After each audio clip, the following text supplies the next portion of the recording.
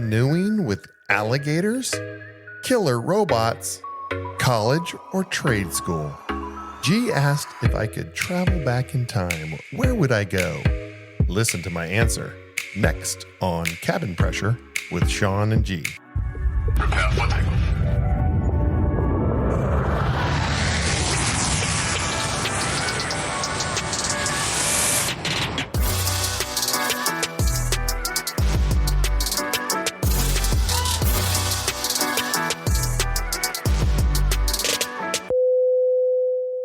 Hey everyone, welcome. This is Cabin Pressure. Yeah, squabble up. Squabble up. Squabble up, baby. What was that? This is a request going out to my mama. Squabble up. Hey, first of all, you don't know Kendrick Lamar? No. He has a song called Squabble Up. Squabble up. So that was like a personal shout out to mom? Yeah, she asked me, she was like, G's funny, man. She's always like looking forward to what you're going to do. And she's like, I got one for you. Squabble up. Well, there you go, Mom. He's squabbling up. You freaking killed him. You're like, what the? Anyways, man. Hey, what's been going on? Oh, man. You know, again, up in Ohio, we're just getting through this whole rain area. So I had to go out, cut the lawn, man. Had to do it 3 freaking times. Man, the growth right now in the lawns, like as soon as you cut your lawn, I mean, that thing grows like crazy. It right grows now. like a freaking We're weed. in like peak growing season right here. Yep. And it doesn't help when you put the fertilizer on it. I mean, No. it grows like a weed. Yeah. But, you know, this other thing, too. I was coming down. You know Fixler and Bonita. Yeah. Just today. I was heading to the gym. Bad accident again up there. Dude, I almost got in an accident too. That lady jumped out in front of me coming over. I think I was heading over towards you, and I'm literally just coming down, and you know how Fixler, you have the right of way on that Right. track, and lady just literally jumped out. I had to like slam on my brake skid. I was like sliding the car sideways, like, I mean. But you know, It was unbelievable. a lot of these country roads. I don't know where most of you guys live, but we're tucked away back in the country, off of the main highway. But these old country roads, they have some of these blind hills. Yeah. And Fixler is a blind hill going, and Bonita crosses it.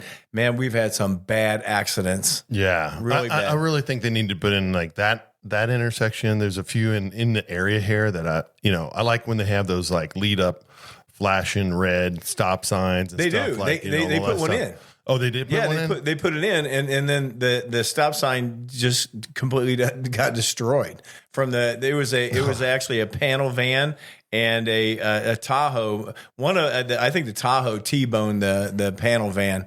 But you know that whole corner, they went in, they cleaned all that brush and everything out. Still doesn't matter because when they come over Fixler, it's a blind hill and they're flying. Yeah, you know they're these flying. people that are not from this area, they're going 55, 60, at least 60 miles an hour down these country roads, and they don't realize right over the top of the hill is a intersection with a stop, and if a car pulls out, there's no way you're stopping. You're going to hit them. Yeah, I mean it is. We got some really bad intersections that are as the population's growing here in our area and stuff. That there's a lot of accidents. Same thing here in Poe and 57. You know, it's terrible. Yeah, you really got to be careful, especially if you don't know where you're going. Really, just slow down, especially here in the country, because there's a lot of train tracks that you know they drop off. There's a lot of 4-way intersections. There's a lot of 2-ways, and you got the straight through it like on Fixler.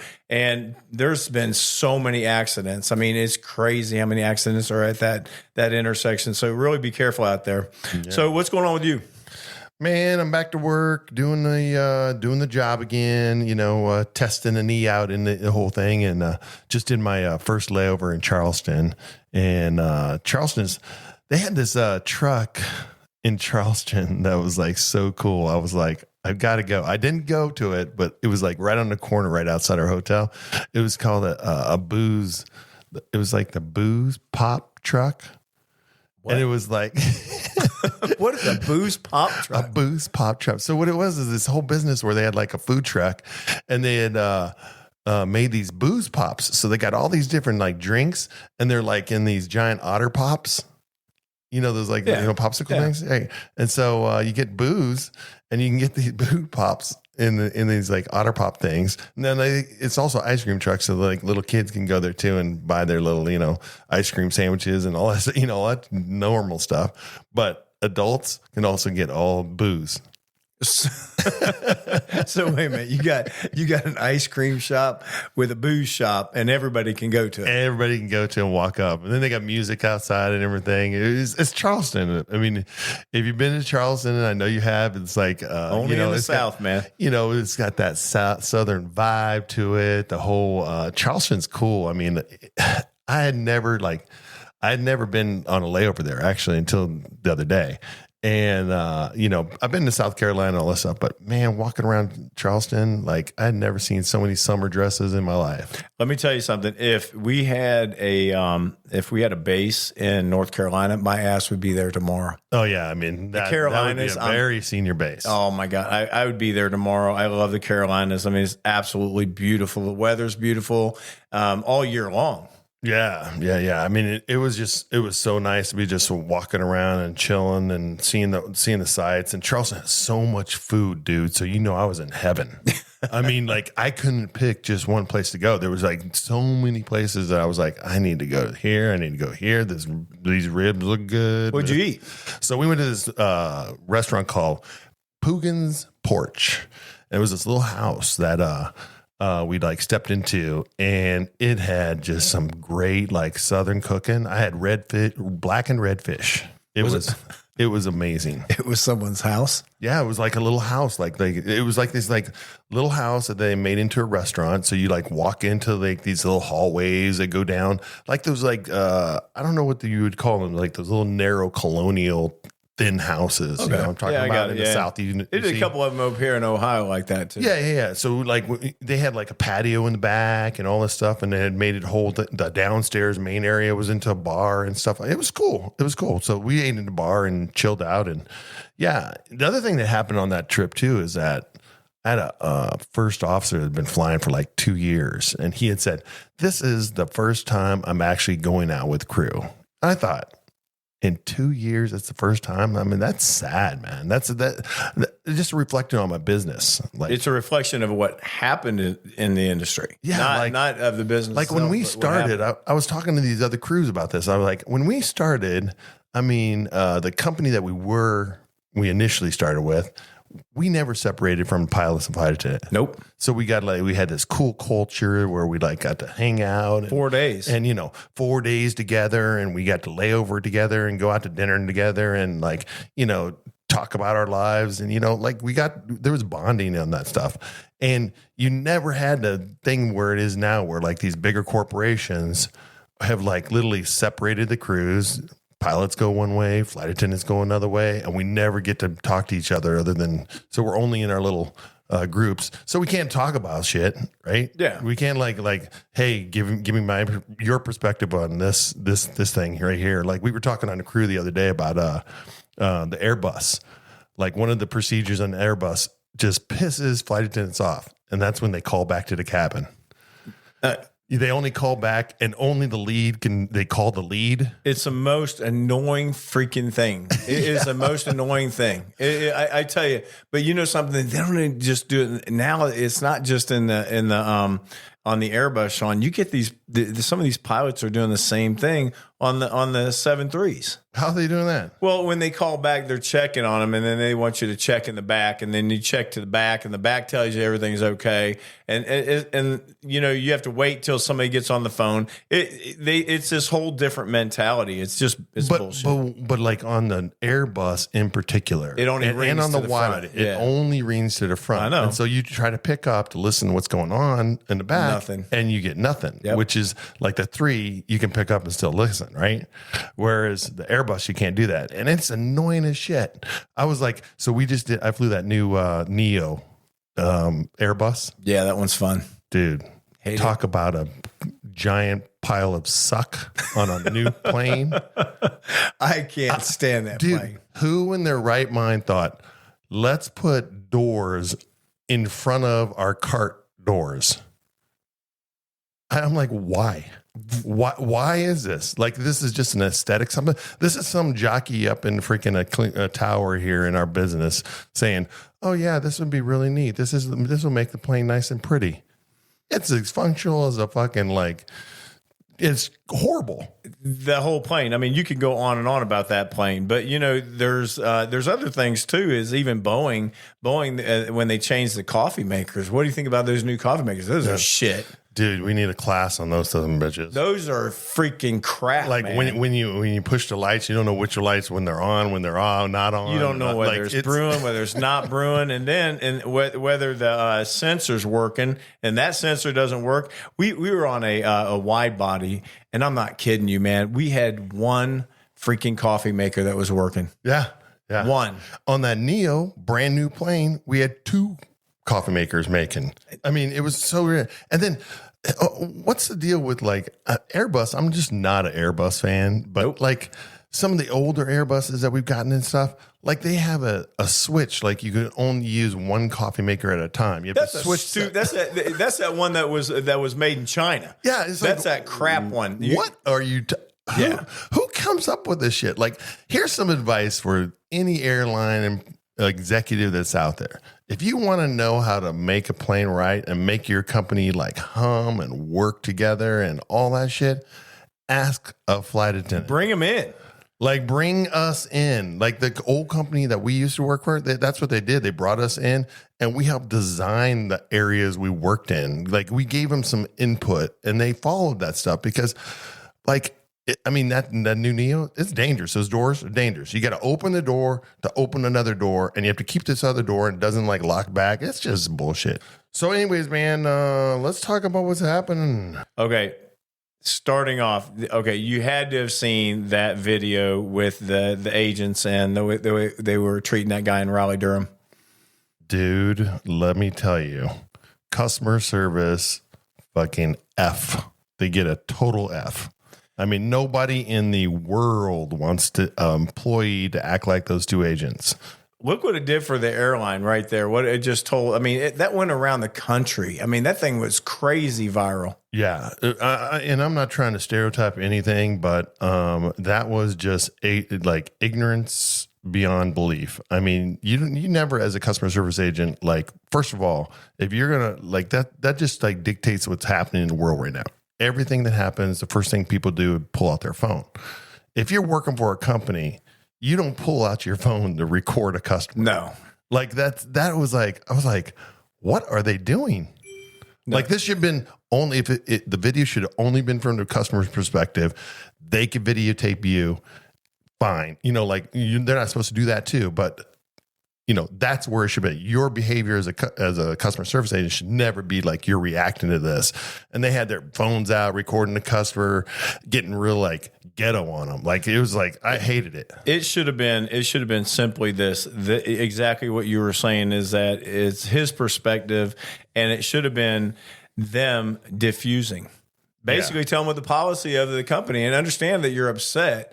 Okay, I don't know exactly the whole situation. I know that he was late to getting there, and explain to him the company's policy that as far as checking in at that time, and try to diffuse the situation. But man, oh man, that was just peeing kerosene on a fire. Yeah. I mean, there was zero like training there. You could see of like de-escalation. Like both the agents were making it worse. The more they talked, they kept just like continuing to like make it worse and worse. Well, it went from them, and then it looked like there was a supervisor behind them. Right. Okay, so the supervisor didn't step in till later parts of it, and then she walked away, and then you had another agent at the other end chiming in too, and it was like the whole group was just a bunch of negativity. Yeah, it was bad. It was bad situation, but I mean, talk about customer service training failure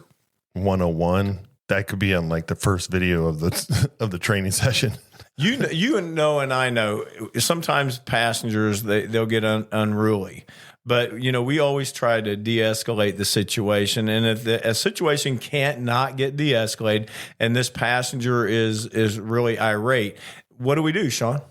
Dude, we get somebody else to talk to them. And then if Like, that doesn't happen, we take him off the plane. Right. But we do it in a way that we don't do anything other than de-escalate. And we're not going to get into this big yelling match or arguing.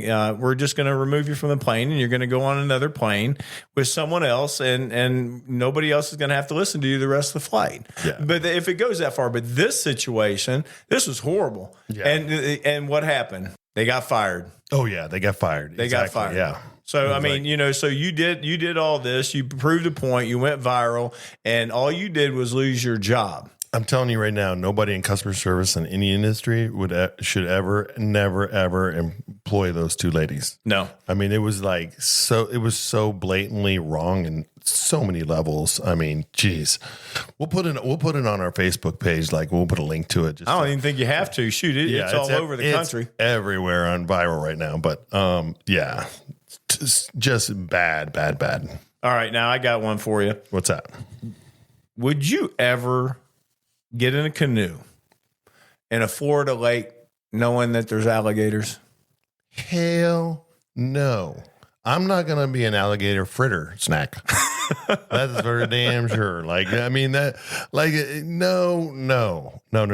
I mean, there's too many. I've seen so many incidents down in Florida without the canoe.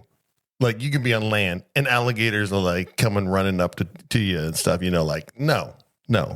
Okay, so you're going into this canoe and you're seeing alligators, and nothing crossed your mind like bumping them, rolling over. I mean, a canoe rolls anyway. Yeah, this is not Disney where they got the alligators on the side, like rawr, rawr. Like, isn't it? These are real alligators that will snack on your ass. I mean, I felt bad. I mean, what happened down in Florida, I felt bad for the woman. She had lost her life, but come on.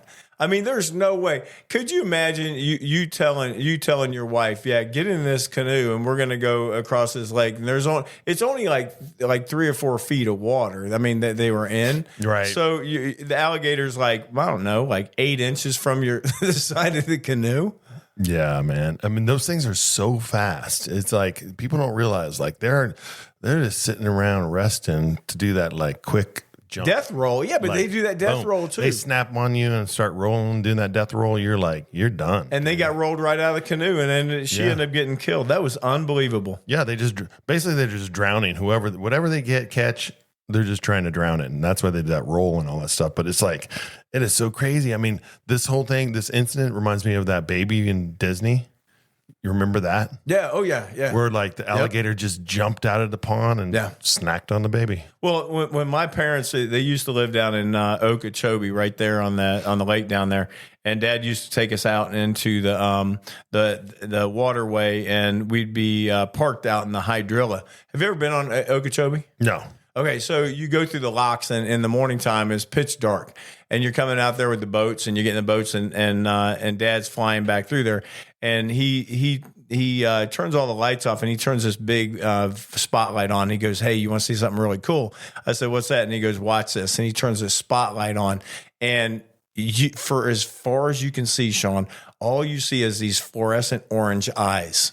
On both sides. Oh yeah, the reflection from their eyes and stuff. Yeah. It was like it looked like a runway, and you're right in the middle, and you look backwards, and it's as long the other way as it is there. And he goes, "There's gators everywhere." Yeah, you know what that little alleys are for gators, right? What are they? Yeah, so in the military terms, that right there is like a kill zone. Well, we go back in there. This was the best part. The first time I went back there, because we were fishing for crappie back then, but we backed up to the hydrilla, and it's that big weedy stuff coming out. Yeah. So I'm sitting there, I'm like looking around. I mean, you're looking for Godzilla. Yeah. I mean, it's pitch dark. You can't see anything. Dad's got like a little light on. He's out there fishing like nothing's out there, And all of a sudden you heard this thing like coming through, you could hear it moving through the hydrilla. And then all of a sudden you heard this, and then boom, boom, boom. And it's like running through this hydrilla. And it's one of them damn gators going after like a bass or something. But I about jumped out of that damn boat. Oh, yeah. You know what? That's why you don't go in a canoe Nope. versus like an airboat. You know, those airboats, they're like up like 10 feet off the water. Yeah. There's a reason.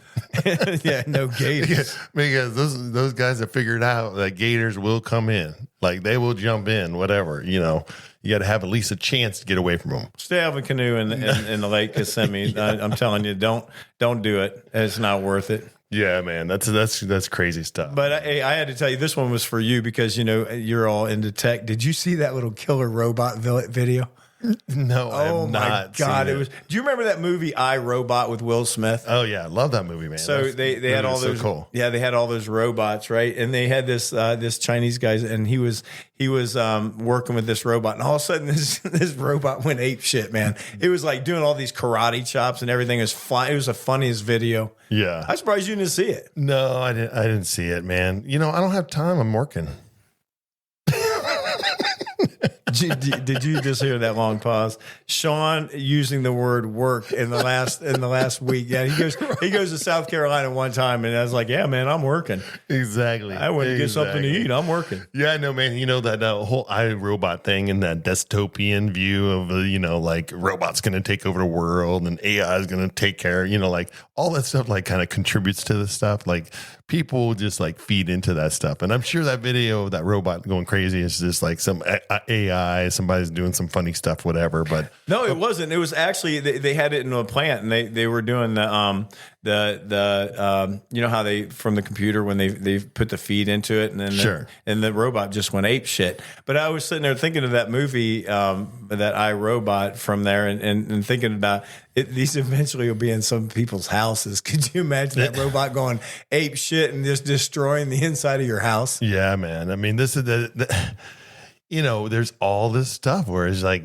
people are like thinking about all this crazy, you know, negative views of what can happen with these robots and stuff. But that was a perfect video, man, of your house getting destroyed. Right. That's kind of like those. That was almost. I can imagine it was like the video of like that deer that gets in that car. Oh yeah! Remember Tommy Boy? Remember Tommy Boy? Right. That deer Tommy gets in Boy, there. right. Oh my God! Destroyed that freaking car. Exactly. But you know, I could see this one day in your house. I'm going to walk in here, and there's going to be some damn robot standing right there, and be like, "Hey, gee, look what I got." Yeah, it can happen. It can happen. I bet it does. You know? It'll happen in your house before it does mine. Yeah, right. But hey, on a sad note, listen, there was a lacrosse player in Ohio, a young kid that was a sophomore in high school. He had a freak accident during the game, and he was injured, and he lost his life up here, and it was really, really sad.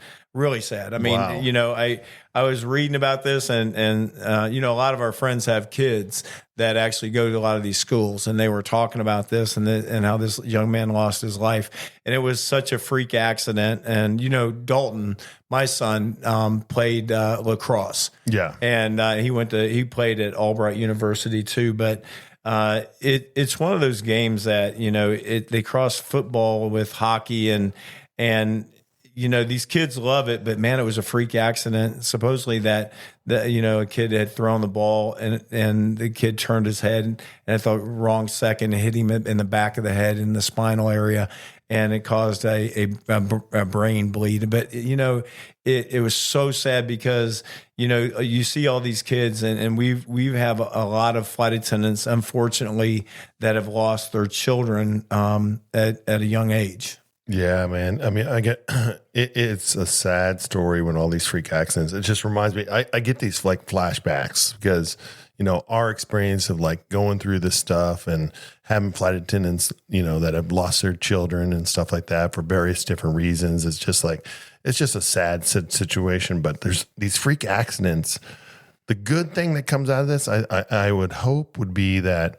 You know, the equipment and stuff to protect these kids when they're playing will happen, you know, like they do wear helmets and stuff in those things, but the helmets don't come down past their neck, right? Right. So maybe they need a flexible system with the helmet where we'll protect it. So like, cause those balls are traveling fast, dude. At least some kind of a pad or something that extends that back. I think it'd be hard pressed having a hard piece of, equipment coming down the back.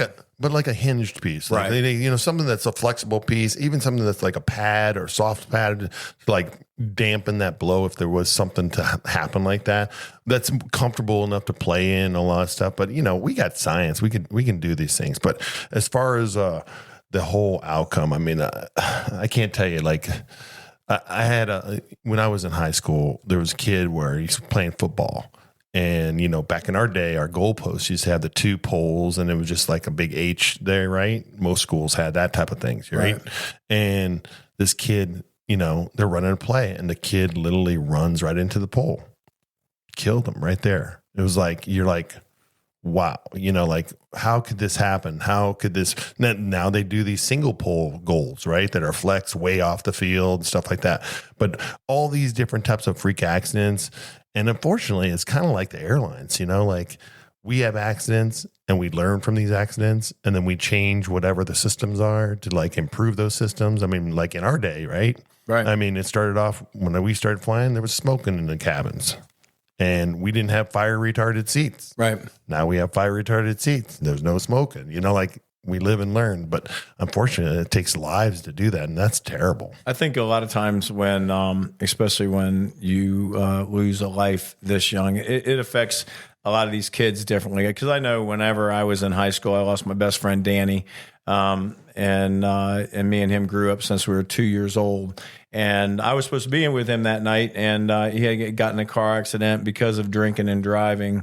It cost him his life, and I'll never forget that. I've never drank and drive. I never will. I've made that promise to my mom years ago, and I've kept that promise. It's one of these things that when these kids lose their life, for their parents, it's time stands still, and it's really sad. And that's all I could think about with this kid, really, when I started reading this, was how time doesn't move forward, because with these parents, this young man, you know, 14 or 15 years old, it doesn't move forward. His friends move forward. They graduate, and the parents see that, and then they move on to college, and his parents see that, and then they see them on Facebook, and they see that they all of a sudden they get married or they have kids.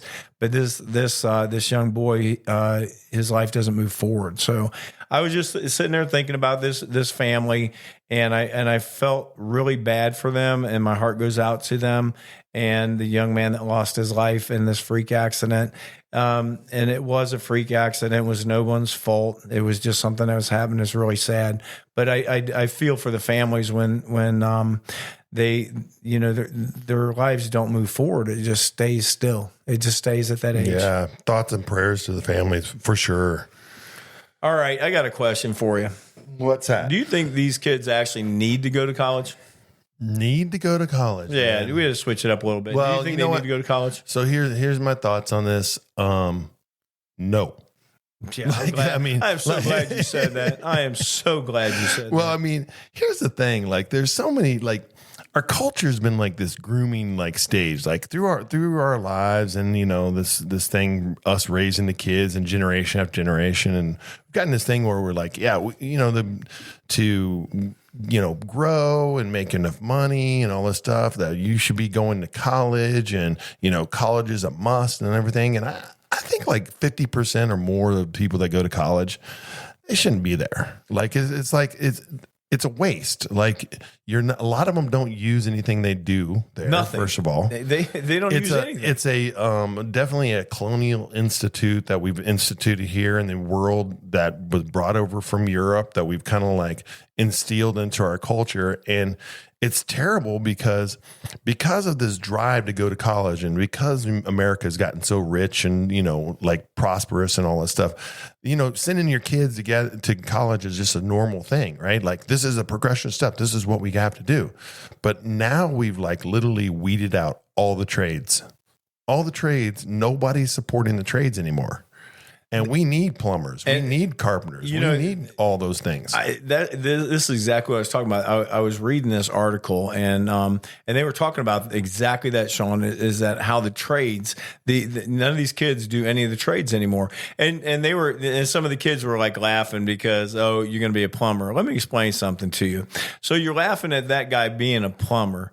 And if you looked at him and he's got his belt on, he jumps out of his little van and stuff like that, and you're like, oh, I'd never do that. And would you look at him the same way as you said that he owns that company and that company's worth $3 million, $4 million?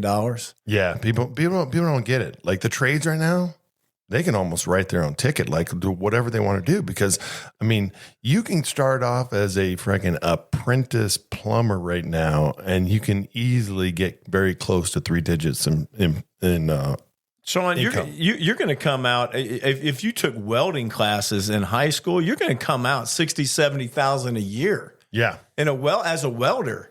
Yeah. I mean, if you just went into the trade, you have no debt. You're getting trained in high school to do this. They don't have hardly any of these classes in high school anymore. Do you remember we always had that? Yeah, I was just about to say that. I was like, oh, in high school, no. They don't do that anymore. Like when we went to school, I took welding. Yeah. I took carpentry. I took woodworking. Auto. I took, I didn't take auto. I should have, but auto was available. Like all these trade things, like schools have totally gotten rid of them. And it's so sad because, like, here's a funny story. Like my nephew, he's just recently graduated, young 20-year-old guy, and he's coming up. But he's calling me for like basic stuff that you should know about your house. Like he's renting from a house and he doesn't know how to change the head on a shower. Like, I'm like, what? Like this is what the generation right now, we've like, back to the original thought here, we've groomed ourselves to think that going to college is going to fix everything and you're going to be rich and you're going to have a good life. And yeah, that is all possible most of the time, but there's so many people that don't need to go to college and even shouldn't be there and probably should be working a trade rather than spending the money doing the college, and they could be just as well off. They don't even have to be the owner of the company. You don't have to be the plumber that owns the company. You can be working for them, make plenty of a good salary, right? My nephew Dylan, Shawn, went, instead of going to college, he went to a trade school, and it was down in Florida. It was working on small engines for a couple years, right? He's never been without a job. He has a beautiful home down in Florida, beautiful family down in Florida, has a great income, and all because he went to a 2-year school for small engines, learned that, came out, had a trade, didn't have debt. He came out and he had a job right when he came out, and he's been employed ever since. He's never been without a job. Yeah. I mean, we really need to, like, the world has to, I think we're in like a readjustment stage right now in the world, period. Here in the United States, in fact. I shouldn't say world because we're only looking at it from a perspective of being American. But in America right now, we are in an adjustment stage. Like we have figured out there's so many of these jobs that are trade jobs and so many areas that we need. Like right now, we're in desperate need of farmers. Like farmers are in desperate need. People don't realize there's going to be a food shortage here soon because we don't have enough farmers and we don't give them enough value. And farming is a very, very tough life. But if you're, you've been born and raised a farmer, boom. Well, look what happens to all these farms, even around here, though. They're selling them into developments. Yeah. I mean, they're becoming new developments in our area. All these small farms. I mean, you go up there, Bonnie Glen is look at the houses on that, man. They're like starting off at like 1.2, 1.3 million in those things. Yeah, they're getting ready to put in, like right around the corner here on less than a mile down the street here. They're putting in another 500 houses. I know, right down the street the other way too. Yeah, it's you guys have got a lot of areas of growth around here, but it's crazy. But anyway, you do not have to go to college. You don't have to be in big debt.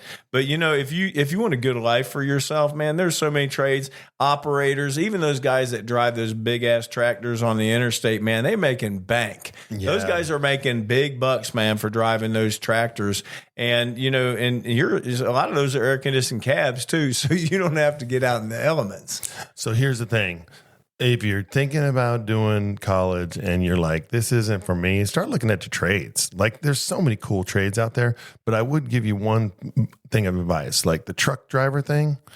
For me, no, I think those robots are getting ready to take over. Yeah, I wouldn't do truck driver like that. There's not too much future in that. Yeah. But like for the plumber, I don't see a robot plumber coming in my house. No. Right right yet. Plumbing has gotten really, really high tech too, though, man. Very technical. You know that new all those new pressure lines, man. You can just weave that that piping through anything now. Yeah, I mean that PEX is in the PEX the PEX piping. Yeah, oh yeah. There's good and bad, pro and cons. You know, like it's so funny. Like over our lifetime, you started even talking about plumbing. Like we started off when we were kids, it was all like copper. Oh yeah, and sweating joints. And, sweating joints and all that stuff. And it just moved from PVC goes from the PVC and then now you go into the PEX. Yeah, PEX and all that stuff. I mean, but there was even iron before copper. Right? Oh yeah, like, so. Like my father-in-law's house that we had sold not too long ago, and like you could see that like all the different generations of plumbing technology because it was all these different connections melding each one with one. And there was always somebody trying to add this to this to make it work. Yeah, it was. It always leaked. I mean, it leaked, and you got some nasty ass smell because somebody tried to put a PVC over some iron thing. Yeah, it was. It'll work. Crazy. Go ahead. It just goes down. Don't worry about it. Still it comes in through the ceiling of your house. We need trades. We need people doing trades, and people should be thinking about whatever trade you do go into, make sure that it's one that's going to last a long time because technology, unfortunately, is taking over in certain things. I mean, you could see it like, in the auto factories. Like factories aren't on the line anymore. They're operating the robots on the line. You're going to have a job. But there's jobs. You're going to have a job. Yeah, all right. Hey, listen, I had to ask you this one. What's that? We haven't talked about this for a while and get a little brief thing. What have you been watching? I know you had some time off. We haven't talked about anything you've been watching. What have you been watching? I've been working a lot lately and, you guys can't. If you could only see my face right now, working a lot. Dude. I'm going to tell you, there's some cool shows that I watch. One big one. The latest one I watched was Apple's Dope Thief. Dope Thief was cool. It was wild. Yeah, Dope Thief was. It's about these two cats that decide to pose as DA agents, and they go in robbing dope dealers. Cats. These two guys, two cats. No, not a dog and a cat. I'm gonna try to get G up on his lingo here. But he said cats. Two dudes, two cats. Now dudes is different. All right, so you got two dudes. You said cats. I said cats, dude. Right. People are laughing at you. Don't know what cats are. Cats are like from the 60s, 70s, between the 60s and 70s. Come on, man. You got to be up on your generational stuff. All right, so two cats. Anyways, so these jokers get into doing this, and they rob the wrong people. So it's a good show, and it's crazy. That's a good one. But the latest one, like we're talking about technology and stuff, which is my total jam show, is Black Mirror. Have you watched Black Mirror? No, come on. Black Mirror, man. That's why I'm asking you. Black Mirror is like the modern day like Twilight Zone. That's what I can compare it to. But it's all on technology. So everything that's in these shows, like each individual show is like that single individual show, like Twilight Zone was. But each one talks about like these weird, wild technology possibilities that are normally like these dystopian views of like, what can go wrong with these technology, and they got all kinds of stuff, man. Like killer robot. They got like robot killer bees. That'd be cool. No, they like. I'm telling you, you got to check out the show. It is wild, man. They got stuff that are wild. Killer like drones and like. It goes all kinds of crazy. Well, I knew you was going to have something for us to watch. Yeah. I mean, if you're into that type of thing, that's a really cool, some cool shows. Let's have a little fun on a rundown, though. All right, let's do that. All right. Worst. I was asking a couple people on the planes this past week, and one of them, Rob, and I asked him, "What was the worst job you ever did?" His response was he was a shoe salesman for Thomas McCann. Oh no, he wasn't. Yeah, I could just see he's Al Bundy. He was Al Bundy. Yeah. And you know what he said? I can see this too. He said his biggest thing is when the parents would bring these kids in. The kids never wanted to, try shoes on. Right. I don't want to try it on. I don't want to try it on. And they're, and he's over there with his little shoe horn and that little measuring thing. Remember they used to put your foot in there? Oh yeah, put step in the foot, step in there, slide. Yeah, and then you put your foot in the shoe, and he's like, "Well, can you feel the toe?" I can't feel it. And he goes, I'm sitting there pushing down, and he goes, "Ow, it hurts, it hurts." And he goes, "I just want to kill this little kid." Yeah, I'm going to tell you right now, that would be like a job in purgatory that I'd have. I never would be working with somebody else's freaking stock feet. You with Any feet? No feet, dude. Period. Especially if you want some sandals, got some nasty old toe jam. Hell no. Hell no. All right, what's your worst job? Yeah, my worst job, man, is probably like me cleaning out the sewer lines for my aunt one time. There was like out in California, they come through the sewers and they have these like robots that like clean, like flush the sewers. They kind of like scrape the things. But what they end up doing is like scraping down the sewers, and they create these like huge giant oil logs, and they clog up the drain pipes that are going from your house. So then all of a sudden, after a period of time and a number of flushes, certain things start coming back up. And it just so happened that I was visiting my aunt at the time, and it ended up that she was like, "Oh my God, I'm going to have to get a plumber to do this, blah, blah, blah. My flush out, line is all clogged up." And they knew like everybody in this whole, like when they do this in California, it was like everybody in the block. It was like a plumber's dream because everybody's going to have this problem, right? Unless you know how to clear it yourself. Right. And so, yeah, man, I started digging into the line. I had to go in there and get that whole thing. That's nasty. Nasty, dude. That's nasty. Because that's other people's poo-poo. Yeah, man. Other people poo-poo. Working in other people's poo-poo is not a good thing. But that's why those plumbers make a ton of fucking money. Right?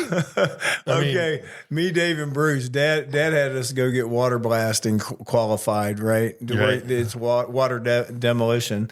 So he's like, "Oh, got you this great job." So we were sent out to the power plant in the middle of freaking nowhere. Okay, and it was like, I don't know. We were supposed to work from midnight to 8 in the morning.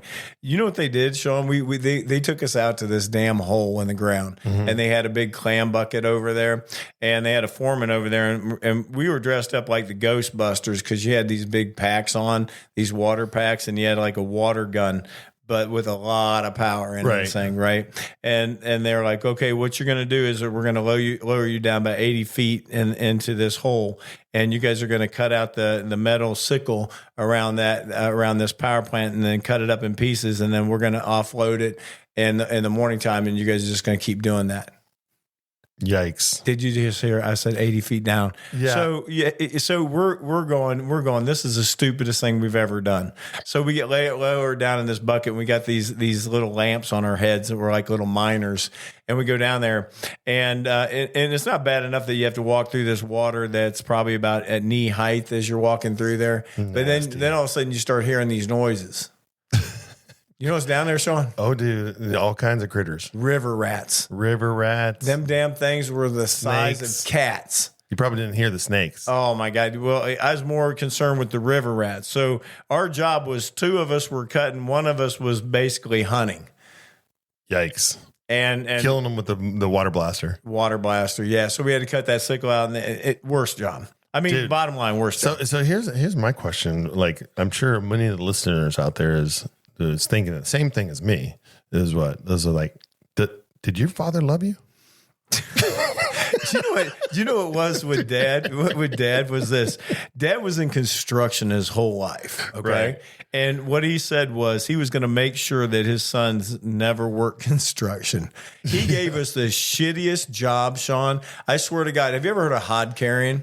No. Okay, so you had to carry these big, when they used to build these big storage facilities, they used to use these big ass cinder blocks. Oh yeah. So they would drop them off on the semis. Right. And so you'd have to take these cinder blocks, carry them over to this mason's pallet, and then you have to hoist this shit back all the way up to the masons, and then repeat all damn day long. No. Okay. Now that was one, and the other one is running a 125-pound jackhammer all day. Oh no. So how many of his boys do you think ended up in labor? Zip. Zero. Zero. He accomplished everything that he set out because not one of us ended up in labor. We all ended up in different jobs because that's bullshit. You mean none of you so like, I love killing river rats. I love killing myself. Basically, that's what it is. Because I'm telling you, man, Dad gave us the shittiest jobs because he did not want us working in labor at all. And like I said, that's why I'm a flight attendant. Yeah. All right, man. If you could travel back in time, where would you go? What era? Dude, I'd stay my ass right here. Really? There's no way I'm going back in time. I didn't ask you that. I know you didn't ask me that, but let me tell you the reason. If you could. No, I'm going to tell you the reasons. All right. If I could, You're no I fun. wouldn't. I'm having fun. Listen to this, because this is all about perspective. Like, you're talking about, let's go back in time. You take your ass back in time. You're just fine. I take my black ass back in time. I ain't going to be happy. It ain't going to be a fun situation. And so you got to think about this in perspective. So here's the thing. Like, I take myself back to like colonial time. I'm dead. I take myself back into the 20s. I'm getting lynched. No, dude. So I like right where I'm at right now because the world really likes people. You're killing me, man. A little thing like an era thing, and we're all can't go back here because they'll kill me. Can't go back here; they'll kill me. You're fantasizing like this is like the land of the lost and stuff, and I'm gonna run around and I'll take you back to that one. That'd be funny. Yeah. Yeah. How about the caveman times? What happened to you then? Right. I'm on the spit. All right, real. That was pretty funny. Yeah. That shit was funny. I like that. That was a good one. If I was going back, I'd say I'd love to go back to the 50s. Yeah, the 50s. Yeah, I could see you. You was freaking like the slick back hair. It's not that, man. And the leather the collar James Dean. flipped up. Oh, yeah. Yeah. The James I Dean could get see on you the motorcycle. On your motorcycle. Yep. Yeah, I could see you. I run your ass down. Yeah. Dragging that black dude behind your bike. Oh, yeah, I know. That was damn wrong. That was wrong. That was wrong. That was so man. wrong. No, I'm just telling you, it's all about perspective. No, the reason why I said the 50s Right. was Elvis Presley. Elvis Presley. Yeah, oh yeah, man. I love Elvis. Yeah, Elvis was cool, man. I mean, like, he was so cool because I love that, like, here's this dude that literally went into the world that nobody was going into at that time. And that's like soul, Southern music and stuff. And he took that shit and he made it his, like, it was so good, like it was.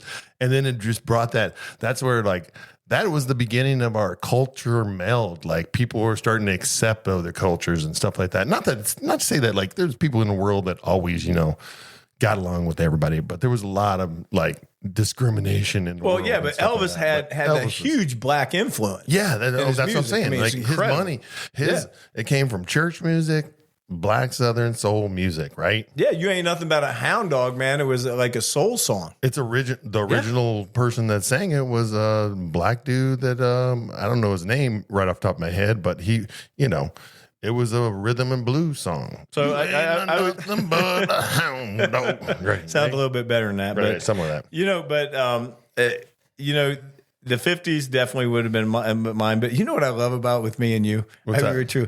We can just make fun of all kinds of shit. Oh yeah, man. I was just thinking that was so funny. I mean, we can make fun of all kinds of shit, but I love that. All right, biggest pet peeve. Do I have to say it? Freaking open toe shoes. Nobody in the world should be wearing open toe shoes. As pretty as some of these little ladies think their feet are and stuff like that with their painted nails and stuff and blah, blah, blah. But the majority of people walking around open toe shoes is just fungus, nastiness. They look like cavemen. Mine's body funk, man. B.O. I can't stand body I just funk. had this dude on the plane, man. It was like my first flight back.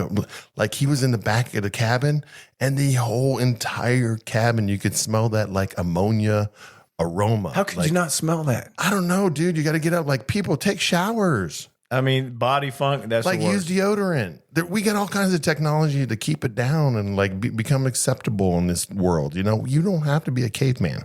All right, man. Favorite concert? U2, man. U2. Kemper, that would've been Kemper good. Arena. Check this out. This is a crazy story. So when I was in college, back in, I went to University of Nebraska, Omaha.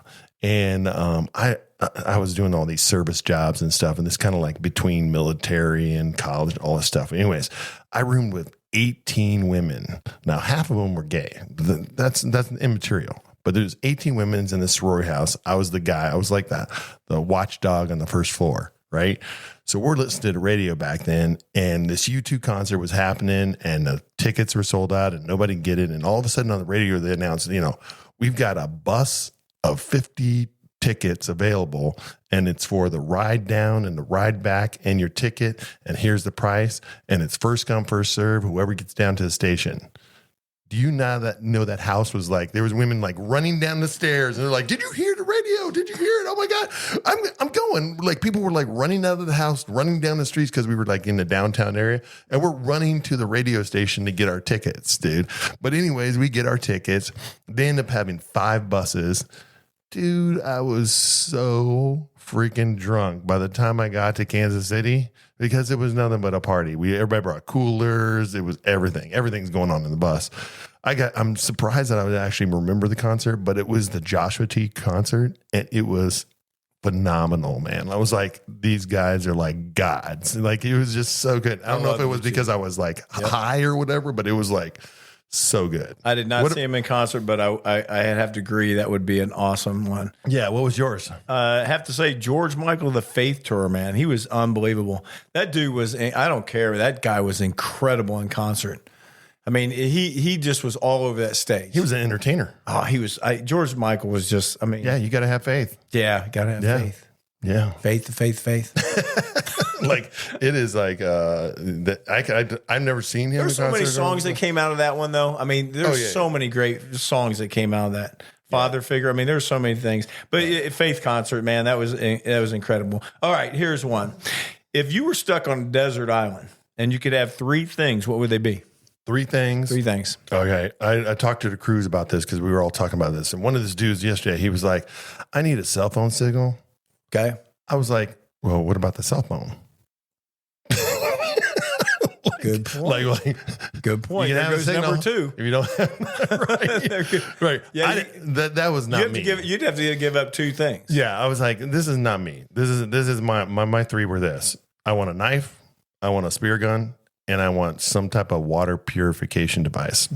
After that, I can make everything else. A spear gun? Yeah, a spear gun, a knife, and a water purification. Like they make those, like, have you ever seen those, they call them like some type of like water straw that it purifies, like just a straw does it. Yeah. I mean, if you have all those 3 things right there, everything else, like I can make shelter. I could do all that, like in order to, like, you're thinking survival. No, I didn't say survival. I said 3 things. I understand 3 things, and that was it. Right. I didn't so say what are your survival. 3 things? I would have had the machete, right? All right. A flint stone for fire. All right. Right. And then a woman that's really good looking that doesn't ever age. All right. So you want company? Well, if I'm going to be stuck on a damn island, I mean, and you want to eat. He said, that was bad. That was so bad. Company, warm, and he wants to eat. All right. I did draw. I don't know what you're talking about. What was bad? I drew you. Where is your mind? Yeah. Okay.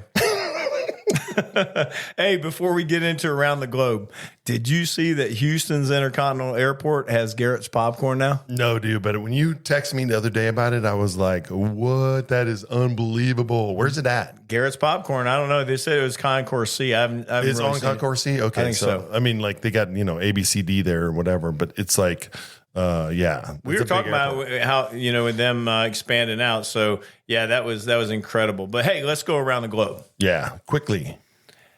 Okay. Did you see how does 2 wide bodies aircrafts clip wings backing out? One backing out, one's behind it. How in the hell does that happen? Wing walkers. It's a combination of a bunch of stupidness happening because I mean, there's so many protocols with these, the pushing a plane back, especially in airports. You have wing walkers, you get all that stuff. And when you look out the window when they're doing the wing walkers, tell me how good they're paying attention. Like there's some. I'm not trying to slam anybody, but it only takes one wing and one guy to like be like out there just falling asleep, walking out doing his job, not really doing his job, just being there. How about the guy walking back? Okay, he can't see that there's a big ass plane right behind them too. Right. I mean, okay, so you got 3 of them, and you got the guy on the tug that is actually pushing it back, and you can't see that there's a plane in the alley too, dude. 2 of them took out 2 planes. This is how accidents happen, because there's just, all it takes is one of those people to fall asleep, and then boom, clipping wings. Straight stupidity. Yeah. All right, guy runs down the jetway. He's late for his flight. Runs past the gate agent, gets down to the plane. The jetway's still attached. He's beating on the side of the door. Do you open? Hell no. You know what I do? I give him a thumbs up. See you later. You missed your flight. That's exactly what I do. I'm not opening that door for him. Watch, this guy was beating on the side of the damn airplane. The gate agent backed up, was like, hell no, I ain't not dealing with this. And she can't back up because he'll fall off the jetway. Right. And because nobody else can see us like in the plane or anything, because we were like at the door and stuff, I might stick my tongue out at him. You start waving. You'd be like, bye. See you later. Bye. You're out of here. Right. Oh my God. Okay. First class passenger wouldn't come out of the lavatory. He was repeatedly asked to come out. And he wouldn't come out. They said, listen, you got to come out. And he said, it's not coming out yet. And they're like, well, you have to come out of the lab. And he wouldn't come out. And they say, well, then we're going to unlock the door. Guess what he's doing, Shawn? Smoking? Nope. He was playing with himself. Dude, come on. Yep. There's so many other places to do that. Come on, dude. This is just like so stupid. Okay, but when you land and the police meet the plane, okay, that's going to be one to talk about, isn't it? Yeah, man. It's all those people. And was this in flight, or was this? It was in flight, and then they had the plane met. He was doing a solo, My High Club with himself or something like, come on. Like he was running a solo, that was sure. Yeah. But I mean, he definitely wasn't coming out of that lab till he was done, until they opened the door and unlocked it. So, we tell you all the time. I mean, in this industry, we're gonna have stuff to talk about all the time. I mean, we kind of hit on it this week, but there's a ton more. We had a lot to talk about with those gate agents. I mean, and then these little crazy incidents that happen. But there's stuff that goes on every single day. Yeah, I mean. Yeah, we can keep going talking about this for another hour or so at least. But yeah. All right, let's get to the quote. So the quote, man, I thought this quote was like just right for everything here. A simple act of kindness can brighten someone's day. And what you put out into the world always comes back. And never underestimate the power of your goodness. And never lock yourself in the first class lavatory and do your business in there either. Yeah, that's only kindness to yourself. We want kindness to others. I'm sorry, I had to say that. I just can't believe that guy did that. Right. Anyway, listen, guys, they had a great week. We had a lot of fun. Prayers go out to the lacrosse player and his family. Absolutely. Again, I feel completely horrible about that. But again, prayers go out to you guys. So you guys take care of yourself. Had a great week, Shawn. We will see you next week on Cabin Pressure. We're going to see you next week. See you guys. Wobble, wobble, swabble, wobble. Oh, my God. If you laughed, learned something, or just feel a little bit better about your own job after hearing about ours, do us a favor. Subscribe, leave a review, and share this episode with your weirdest coworker. You know the one. Hit us up on Facebook. Drop your wildest airport stories. We just might read them on air. Bonus points if you involve questionable clothing decisions. Until next time, stay strapped in, stay hydrated, and for the love of TSA, keep your clothes on in the terminal.